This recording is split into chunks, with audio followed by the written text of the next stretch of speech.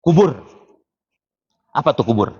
Maka kata Nabi, innal qabra awwalu manzilin min manazilil akhirah. Ini hadis dulu.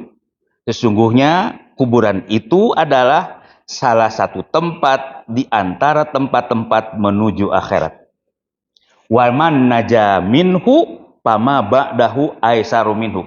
Orang yang selamat di alam kubur maka akan selamat hidupnya di akhirat. Ba'illam yanju, tapi kalau dia celaka di alam kubur, pama ba'dahu asyaddu, maka di alam akhirat lebih sulit dan akan celaka. Berarti ada kehidupan. Kemudian hadis Nabi mengatakan, al-qabru khubratun min khubaril jahannam. Bahwa alam kubur itu adalah salah satu lubang di antara lubang-lubang menuju jahanam. Au raudhatun min riyadil jannah, atau boleh jadi alam kubur adalah merupakan taman di antara taman-taman menuju surga. Jadi lubang alam kubur, jadi taman ke surga tergantung kitanya. Nah, kalau kita balik jadi taman apa jadi lubang? Tergantung amal sekarang. Itu sebabnya dalam hadis dikatakan al-qabru ba'dal maut lil insan huwa tariqul lil maqarisani, bahwa alam kubur itu adalah sebagai setelah mati itu huwa tariqu lil maqarisani, adalah salah satu tempat untuk tempat yang berikutnya. Jadi alam kubur itu bukan berarti tempat istirahat kalau begitu. Masih ada kehidupan di sana, ada kehidupan di sana. Jadi orang yang, nah ini tadi, kalau mautnya dibakar, kebakar lah, jadi abu, kemana dia perginya? Hah? Ketiup angin lagi. Ditanya nggak? Di mana ditanyanya? Di mana ditanya dia? Atau ke hutan, dimakan batang buas, tak tersisa, tulang-tulangnya habis, di mana kuburannya? Kalau begitu, yang disebut kuburan bukan berarti pekuburan yang kita itu. Maka waman mata fi bahrin, barang siapa yang maut fi bahrin, di lautan, qad azza dafnuhu, dan sulit untuk memakamkannya karena jauh. Kalau ke darat bisa 2 minggu misalkan, keburu-buru atuh. Maka papil bahri yulko, dilempar saja mayat itu, wahwa biturab budilan, dan laut ada sebagai pengganti dari tanah. Jadi yang sebut kubur itu bukan kuburan, tidak mesti tanah. Nanti dia akan masuk ke alam kubur di mana? Hanya Allah yang tahu. Gitu ya, hanya Allah yang tahu. Di Mekah, Madinah, orang maut itu setiap 4 tahun diganti itu lubangnya. Nah, orang yang 4 tahun sebelumnya kemana dia? Setelah 4 tahun diganti itu. Gali lagi. Bayangin itu, ya. Jadi alam kubur itu ada di genggaman Allah. Ada di genggaman Allah. Orang yang membakar, orang yang dimatang buah, apa saja, dia pasti masuk alam kubur. Di mana? Cuman Allah yang tahu. La ya'lamu. Tidak ada yang tahu kecuali Allah. Tidak satu-satunya kuburan itu.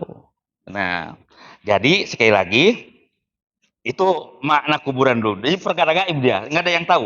Jangan suka direkayasa. Nanti ada di kubur ada orang acok-acokan. Nah, itu direkayasa itu. Nah, kemudian kalau barzah sama nggak dengan kubur?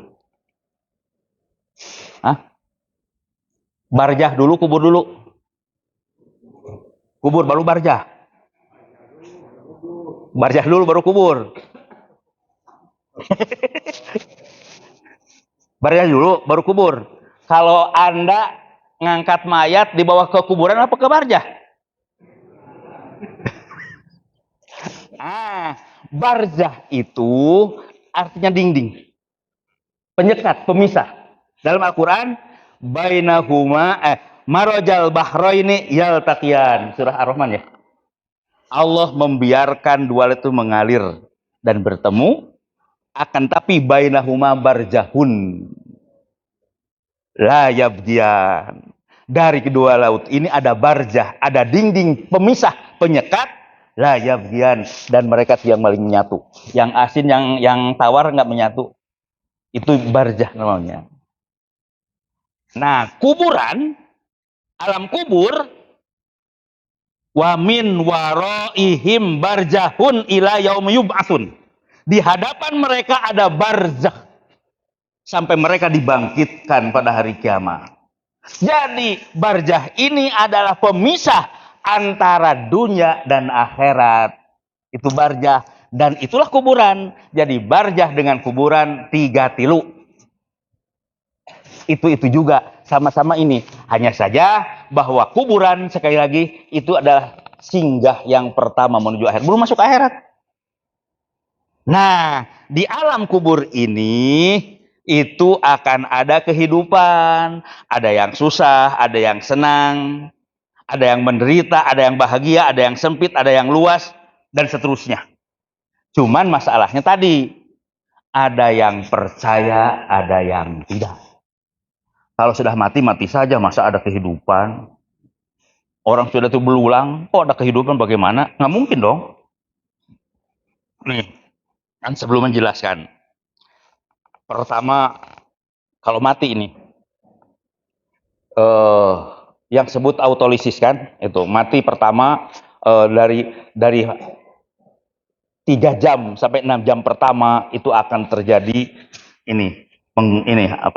penggerogotan ini di dalam perut itu, dan itu akan mendingin, akan membeku, kemudian masuk yang kedua nanti mendingin, masuk tahap yang ketiga ini menggelembung, keluar dari sini, cairan keluar dari sini. Tahap keempat itu akan, ini organ-organ tubuh akan mencair semua, yang sisa tinggal tulang. Dan yang terakhir tulang pun hancur kecuali azdamal, ini tulang ekor. Itu yang akan jadi saksi. Nah, bagi mereka ini nggak percaya kalau sudah mati, mati saja. Gitu ya. Dan ini pernah diinikan oleh Ubay bin Khalaf, nggak percaya mereka. Jadi nggak ada yang namanya kehidupan dalam kubur itu ada nikmat, ada alam, nggak ada. Makanya Ubay bin Khalaf malah begini, Muhammad, ente yang ngomong bahwa orang mati akan dibangkitkan lagi? Ya. Dia bawa tulang. Ini, tulang ini akan dibangkitkan lagi. Kata Nabi, "Na'am, yumituka Allahu ta'ala." Ya.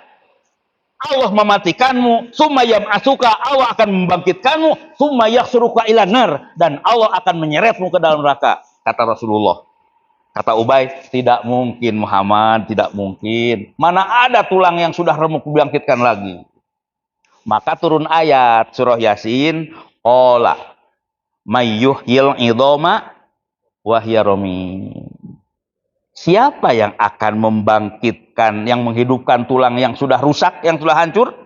Qul yuhyihalladzi ansha'aha awwala marrah. Yang akan menghidupkan itu adalah yang pertama menjadikan manusia itu yang pertama, yaitu Allah Subhanahu wa taala.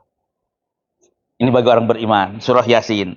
Jadi sekali lagi ini tidak percaya mereka. Dan di dalam hadis dikatakan, nanti kata Umar ibnu Khattab, ala wa innahu sayakunu min ba'dikum qaumun yukadzibunar birrajam. Nanti itu akan ada satu kaum dalam satu masa, satu zaman, di mana mereka ini akan mendustakan hukum rajam, akan mendustakan dajjal, akan mendustakan syafaat, dan akan mendustakan adanya adab kubur.